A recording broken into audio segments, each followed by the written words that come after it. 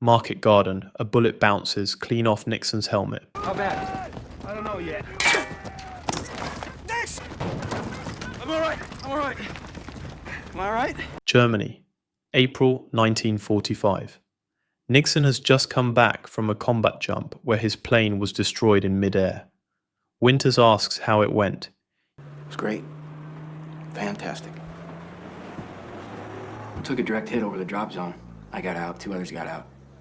He says it with a half smile and a glass of VAT 69, and it hits differently than anything else in the show.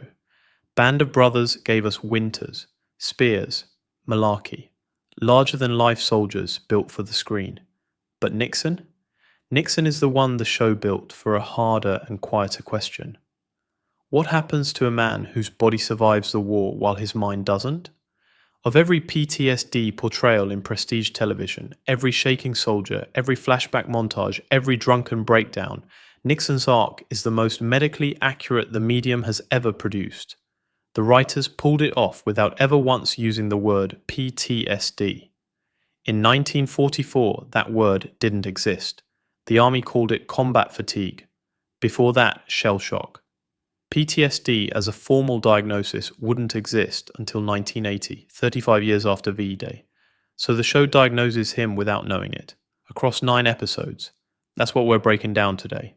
Before we get into the scenes, we need to understand who Lewis Nixon actually was, because the show is more faithful to the real man than most people realize. Lewis Nixon III, born 1918, New York City. Yale-educated, wealthy.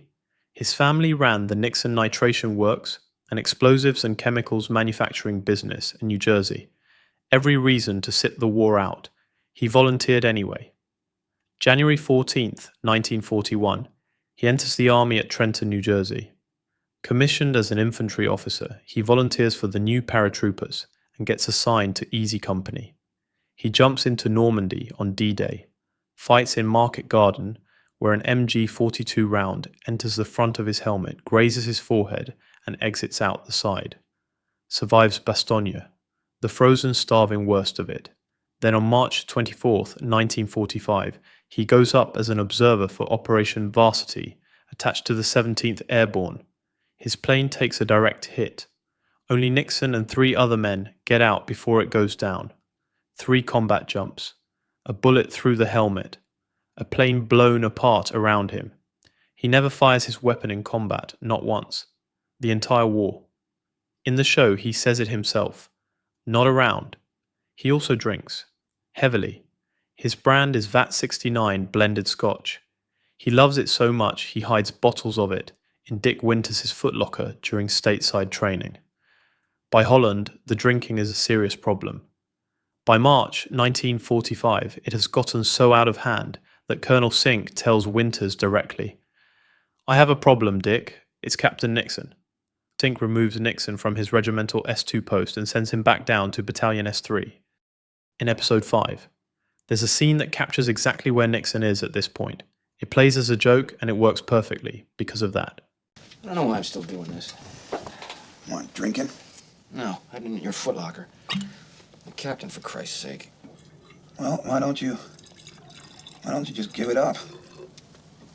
Drinking. No. Hiding it in my footlocker. You're a captain, for Pete's sake. We laugh right along with him. 2 friends bantering in a war zone. The warmth is completely genuine.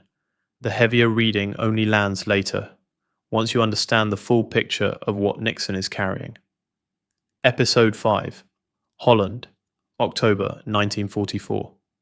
Nixon won't wake up. Winters tries shaking him, telling him Strayer wants him in 10 minutes. Nixon waves him off. Winters picks up a nearby pitcher and pours it straight over his head. Okay. God damn it. Oh, that's my own piss, for Christ's sake. Winters laughs. Nixon drags himself up, humiliated.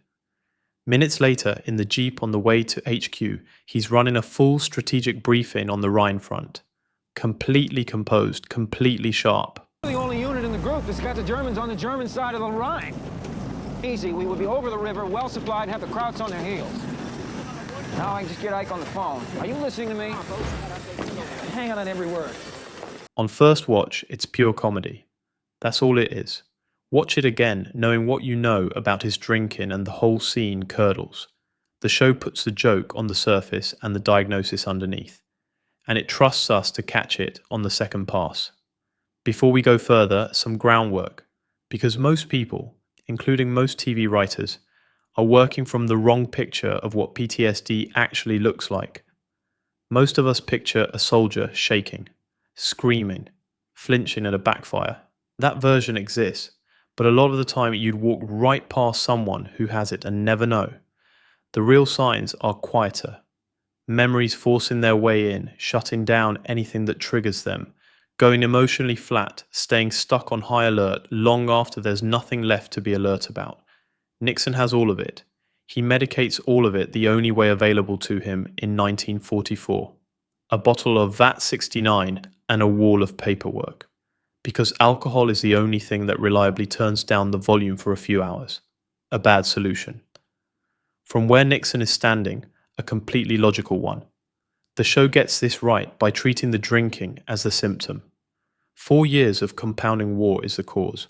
Those two things never get mixed up. After the Varsity jump, Winters finds Nixon in his quarters. Nixon has already poured a drink. It's great. Fantastic. Took a direct hit over the drop zone. I got out, 2 others got out. The rest of the boys? Well, they blew up over Germany somewhere. Boom.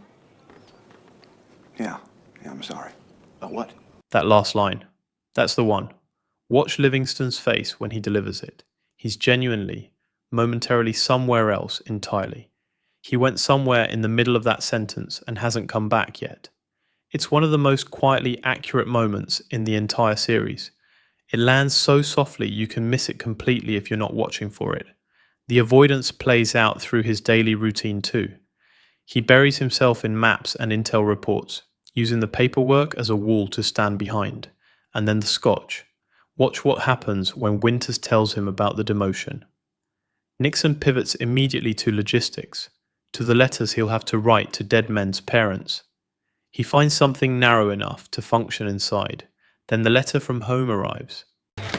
Jesus Christ, the dog? Well, Kath is divorcing me. I'm sorry. She's taking everything. She's taking the house, taking the kid, she's taking the dog. It's not even her dog. It's my dog! She's taking my dog! The convoy loads up, the men sing, everyone moves. Nixon stands still, then quieter. She hates that dog! The dog. The only detail absurd enough to be funny. So that's exactly where the grief parks itself, in something small, specific, and almost laughable. And the real weight stays buried underneath all of it. One single line, and we understand exactly how this man has been holding himself together. By finding the detail strange enough to make us smile. By never once looking directly at the thing that's actually breaking him. This is what separates Band of Brothers from almost every other war drama that's tried to portray this. Most television soldiers with PTSD shake. They scream. They get a big moment, a flashback, a breakdown, a scene where everything finally comes out. Music, shifted lighting, a hand on the shoulder. Nixon never gets that scene. Instead he gets quieter, he gets emptier. He keeps moving, held together by the people around him. Everyone sensing something is wrong and nobody having a word for what it is. Because the way this actually goes, it announces itself slowly. The guy who's completely functional at work and completely unreachable at home. The one who drinks more than he should but never makes a scene, never falls apart in public, just maintains. The combat veteran is usually the captain at the bar at 10 a.m, ordering his third drink before noon, staring at the wall. That's Nixon exactly. Episode 9.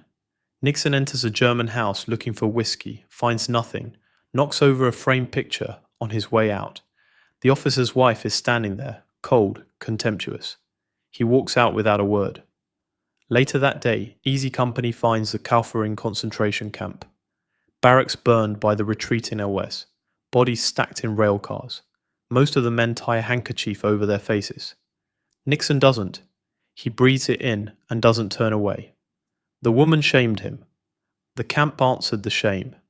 A man who survived a plane explosion without firing a shot, who lost his marriage and his posting and is holding himself together with scotch and self-contempt. The camp tells him what the whole thing was actually for, that whatever he carried through it was worth carrying. The next day, when the civilians of Landsberg are marched out to bury the dead, Nixon locks eyes with that same woman. This time she's the one who looks away first.